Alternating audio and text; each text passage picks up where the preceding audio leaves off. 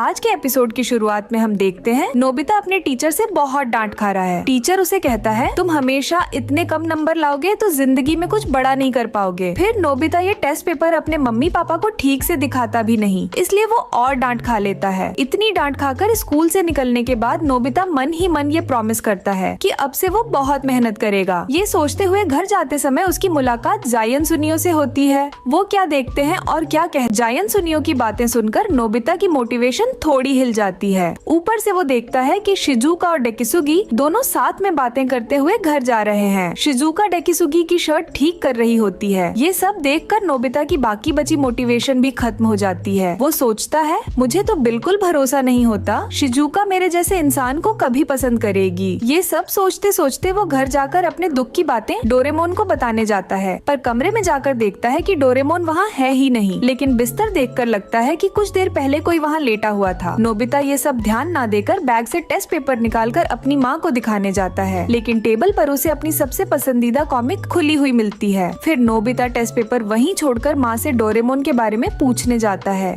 लेकिन नोबिता की माँ कहती है डोरेमोन तो पास में ही कहीं होगा। मैंने तुम्हारे लिए तुम्हारा पसंदीदा केक किचन में रखा है, जाकर खा लो। ये सुनकर नोबिता खुश होकर किचन में जाता है, लेकिन वहाँ जाकर देखता है कि उसका केक किसी ने खा लिया है। अब वो गुस्से में घर से बाहर निकलकर डोरेमोन को ढूंढने जाता है, लेकिन घर के गेट के पास ही उसकी डोरेमोन से टक्कर हो जाती है और वो गिर जाता है। बेचारा डोरेमोन तो बस घर के अंदर जाने वाला था, तभी नोबिता उसे गिराकर उल्टा उसी को दोष देने लगता है।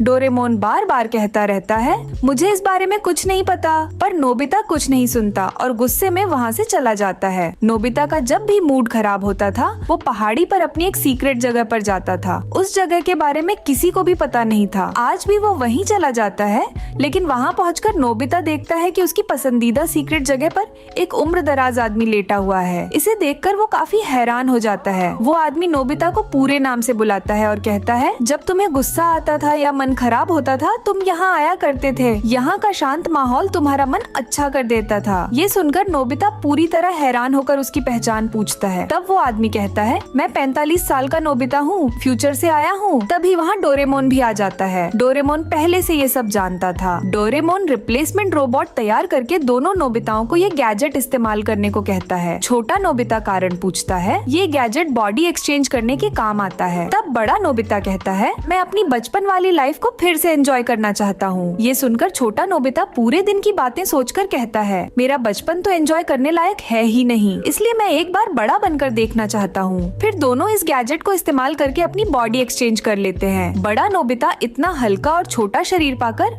बहुत फ्री फील कर रहा था और छोटा नोबिता इतनी बड़ी और उम्र दराज बॉडी में खुद को रिलैक्स्ड और हैवी महसूस कर रहा था। इसके बाद बड़ा नोबिता इधर उधर भाग दौड़ करके अपने बचपन को फिर से एंजॉय करने लगता है। वो होमवर्क देता है। ये सुनकर टीचर अचानक सोचते हैं। वे सोचते हैं कि शायद आज सुबह उन्होंने नोबिता को डांट दिया था। बड़ा नोबिता पहले ही डोरेमोन के साथ फील्ड में चला जाता है। वहाँ फिर जायन सुनियो बेसबॉल खेल रहे थे। सुनियो को देखकर बड़ा नोबिता खुश होता है और उनके साथ खेलना चाहता है। जायन की टीम में एक खिलाड़ी कम था, इसलिए उन्होंने बड़ा नोबिता को खेलने दिया। लेकिन बड़ा नोबिता बड़ा होने के बाद भी बेसबॉल खेल सकता था। वो बैटिंग तो नहीं कर सकता और बल पकड़ना भी मुश्किल होता। नोबिता का ये खेल देखकर छोटा नोबिता नाराज हो जाता है और वहाँ से चला जाता है। तब डोरेमोन उसे सही जगह जाने का रास्ता दिखाता है। वो झील के पास देखता है कि वहाँ क्या है, उसने पहले कभी नहीं देखा। छोटा नोबिता उस अज्ञात रास्ते से चलता है। ठंडी नदी का पानी, फूल, लोगों की हंसी, सब कुछ उसके लिए बहुत सुंदर लगता है। वो देखता है झील के पास कुछ फोटोग्राफर बैठे हैं। वे फिशर के बीच में खाना खा रहे हैं और फोटो ले रहे हैं। फिशर वहाँ चुपचाप। नोबिता नई रास्ते खोजता है। वहाँ मिका नाम की एक छोटी लड़की मदद मांगती है। मिका आगे बढ़ रही थी। छोटा नोबिता उसे देखकर अच्छा मानता है, तो लड़की नोबिता को पाकर नोबिता उसे बड़े होकर मदद करता है। नोबिता खुद पूरा इलाका नहीं देखता, लेकिन वह लड़की को अकेला छोड़ नहीं सकता। वो मिका के साथ अपने घर की जगह खोजता है। कुछ देर खोजने के बाद मिका अपनी पसंद की जगह पाती है, तो वहाँ ब्रेक नहीं होता। नोबिता मिका के साथ खेलता रहता है। इसी समय मिका की माँ आती है। मिका को पाकर वह बहुत खुश होती है। इतना समय मिका के खेल के लिए नोबिता को धन्यवाद देती है, लेकिन मिका अपनी माँ को ढूंढती है और नोबिता अपना रास्ता खो देता है। इस बीच डोरेमोन चारों तरफ देखता है, लेकिन छोटा नोबिता नहीं देख पाता, तो वह सही जगह बताता है, लेकिन वहाँ भी गजेट सही काम नहीं करता। वह कई बार गजेट इस्तेमाल करके फील्ड में पहुंचता है। वहाँ बड़ा नोबिता खड़ा होता है। गजेट डोरेमोन के पास बड़ा नोबिता के पास ले जाता है। आज सुबह की फ्लाइट के लिए वे हनीमून के लिए जा रहे हैं। बड़ा नोबिता की बात शिजुका नहीं समझ पाती। नोबिता की बातें सुनकर डोरेमोन डरकर उसे बाहर ले जाता है। अब वे छोटा नोबिता को ढूंढते हैं। छोटा नोबिता कब बड़े नोबिता के पास था। भाग्य से वह फिशर के बीच का रास्ता देख पाता है। इतना खुश होकर कूदने लगता है। छोटा नोबिता खुश होकर कहता है,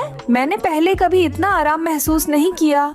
बड़ा नोबिता कहता है, मेरा बेटा अपनी पत्नी के साथ हनीमून जाएगा। छोटा नोबिता की यादें बहुत ताज़ा होती हैं। आज फिर से अपने बचपन का आनंद लेने पर वह खुश होता है। कहानी सुनते सुनते सबका पेट गर-गर करता है। फिर वे घर की ओर रवाना होते हैं। छोटा नोबिता छुप कर रहता है। नोबिता को घर आते देख उसकी माँ उसे खींचकर अंदर ले जाती है और टेस्ट पेपर छुपाने के लिए डांटती है। इतने दिन बाद माँ की डांट सुनकर नोबिता खुश होता है। वो अपनी माँ को और डांट देने के लिए कहता है। इस समय नोबिता के पिता ऑफिस से घर लौटते हैं। तब बड़ा नोबिता पिता को देखकर हंसता है। इतने दिन बाद पिता को पाकर नोबिता उनके साथ मस्ती करता है। स्नान करते समय बड़े ध्यान से पिता की पीठ थपथपाता है। दोपहर में टेबल पर माँ का हाथ पाकर खाने में खुश होता है। सब खाना उसके लिए अद्भुत लगता है। बड़ा नोबिता ज्यादा गंभीर होने से पहले डोरेमोन सभी को डिस्ट्रैक्ट करने के लिए डस्टबिन में जाता है और सब जोर से हंसते हैं। उस दिन नोबिता सुबह माँ के हाथ का खाना खाता है और माँ की बहुत प्रशंसा करता है। छोटा नोबिता उस दिन कप नूडल्स से काम चला लेता है। खाना खत्म होने पर नोबिता और डोरेमोन को छोटा एल्बम दिखाना पड़ता है और छोटे नोबिता की बातें सुननी पड़ती हैं। काफी देर माँ बाप के साथ बातें करता है। फिर नोबिता और डोरेमोन घर लौटते हैं। बाद में बड़ा नोबिता डोरेमोन को बहुत कुछ बताता है। घर लौटने पर बड़ा और छोटा नोबिता फिर से अपनी बॉडी एक्सचेंज करके पहले जैसे हो जाते हैं। बड़ा नोबिता छोटे नोबिता को बहुत कुछ बताता है ताकि वह कॉम्प्रोमाइज कर सके। छोटा नोबिता उसे बार बार यहाँ आने के लिए कहता है क्योंकि वह भी एडल्ट मस्ती लेना चाहता है। बड़ा नोबिता छोटे नोबिता को होमवर्क करने में मदद करना चाहता है, लेकिन छोटा नोबिता खुद अपना काम पूरा करना चाहता है। छोटा नोबिता डरकर उसे एक कषण करता है ताकि बड़ा नोबिता की लाइफ सुरक्षित रहे। तब बड़ा नोबिता कहता है, जिंदगी में कई बार तुम्हें अपने आप को दूसरों से तुलना करनी पड़ सकती है। छोटा मन सोच सकता है, इतना कष्ट भी हो सकता है, इतना काफी है। फिर बड़ा नोबिता उन्हें विदा देता है और अपने समय में फील्ड में चला जाता है। बड़ा नोबिता की कहानी खत्म। छोटा नोबिता फिर से अपनी मोटिवेशन पाता है।